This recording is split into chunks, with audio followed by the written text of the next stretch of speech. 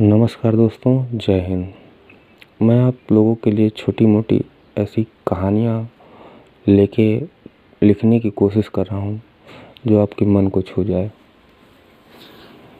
कहानी का शीर्षक है कहानियों का देश।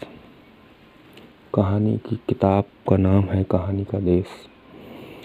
आज मैं आप सबको कुछ ऐसी कहानियाँ सुनाने जा रहा हूँ, जो हम सबके आसपास रोज़ाना की ज़िंदगी में घटित होती है, लेकिन हम महसूस नहीं कर पाते।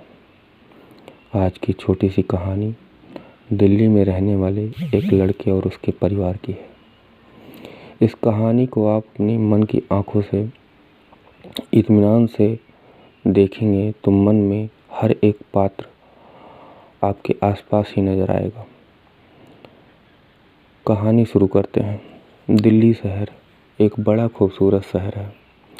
यहाँ हर किसी का दिल खो जाता है, क्योंकि वह बड़े बुजुर्ग कह चुके हैं कि दिल्ली में तो दिल लगाना नहीं पड़ता, खुद ही लग जाता है, क्योंकि दिल्ली तो दिल वालों की ही है ना। अपनी कहानी का लड़का रमेश गांव में रहता है। गांव से पैसे कमाने की लालसा और दिल्ली की खूबसूरती देखने की इच्छा दोनों को लेकर ट्रेन में सवार होकर दिल्ली की तरफ चलता है। धीरे धीरे ट्रेन का लंबा सफ़र धीरे धीरे पार कर वह अपने मुकाम दिल्ली स्टेशन पहुंच जाता है। वहां उसके कुछ दोस्त जो पहले से दिल्ली में रहते थे और कार्यरत थे, वो उसको पिकअप करने के लिए आ जाते हैं। वहां से वो सब ऑटो करके लाजपत नगर की तरफ चलते हैं, जहां उनके दोस्त राहुल और उनके दो साथी रहते थे। सब लाजपत नगर पहुंचते हैं। लड़का अचंभित होकर दिल्ली को ऑटो से देखता रहता है। बड़ी बड़ी इमारतें, खचाखच भरा शहर, भीड़ भाड़, सब अपने काम में मस्त। वह चुपचाप सब देखता रहता है कि गांव और शहर में क्या अंतर है, यही सोचता रहता है। यहाँ लोग ज़्यादा दिखाई देते हैं, वहाँ लोग कम दिखाई देते हैं। वहाँ लोग आपसे मदद मांगते हैं तो लोग मदद करते हैं, यहाँ कोई किसी की मदद नहीं करता। फिर भी उसके कुछ अच्छे दोस्त जो उसकी मदद कर रहे हैं, यही सोचता हुआ वो ऑटो में लाजपत नगर पहुँचता है। लाजपत नगर पहुँचकर वो अपने दोस्तों के साथ अपने दोस्तों के रूम में जाता है। हाथ मुंह धुलकर कपड़े बदलता है। सफ़र से थके होने के कारण उसके दोस्त कहते हैं आराम कर लो। वो थोड़ी देर आराम कर उठता है। बाद में सब मिलकर खाना खाते हैं और खाना खाते खाते ही वो पूछ बैठता है, यार मुझे दिल्ली में काम तो मिल जाएगा ना। उसका एक दोस्त राहुल, जिसका नाम था, वो कहता है काम तो मिल जाएगा गुरु, लेकिन इतना ध्यान रखना, काम मिलने से पहले कहीं तुम दिल मत खो देना।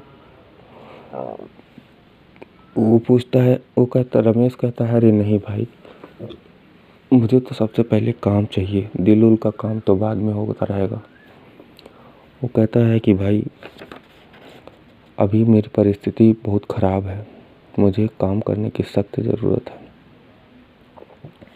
रमेश कहता है राहुल कहता है, चिंता मत करो भाई, काम मिल जाएगा, मैं कल सुबह अपने मालिक से बात कर लूँगा। रात हो जाती है। रात में सब खाना खाते हैं, खाना खा के सो जाते हैं। सब लोग चैन की नींद सो जाते हैं, लेकिन रमेश जो गांव से आया हुआ होता है, उसको नींद नहीं आती, उसको घर की याद आती है। वो करवटें बदल बदल कर रात भर किसी तरह रात गुजार देता है। सुबह उठते ही सब अपने अपने काम के लिए तैयार होने लगते हैं। रमेश बैठा सबको देखता रहता है। कोई नहीं, किसी घर जैसा हाल है यहाँ। घर जैसा तो बिल्कुल हाल नहीं है यहाँ। घर पे सुबह माँ उठती थी, चिड़ियों की गूंज से मेरी सुबह होती थी। यहाँ तो लोगों के शोर से मेरी सुबह हो रही है।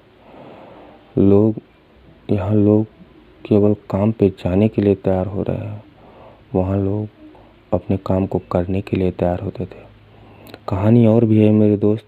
इस कहानी के आगे रमेश बहुत रोमांचक कैरेक्टर है, जो आपको धीरे धीरे समझ में आएगा, और मैं डेली कहानियाँ 5 मिनट की डालता रहूँगा। जैसे जैसे आगे बढ़ेगी कहानी वैसे वैसे आपको और मज़ा आएगा। ये तो शुरुआत है। प्लीज़ चैनल को सब्सक्राइब करिए और लाइक करिए। मैं वादा करता हूँ कि आपको ऐसी ऐसी कहानियाँ सुनाऊँगा जो आपके आसपास ही होगी और आपसे हो सकता है आप में से किसी एक के ज़िंदगी का पहलू हो। धन्यवाद।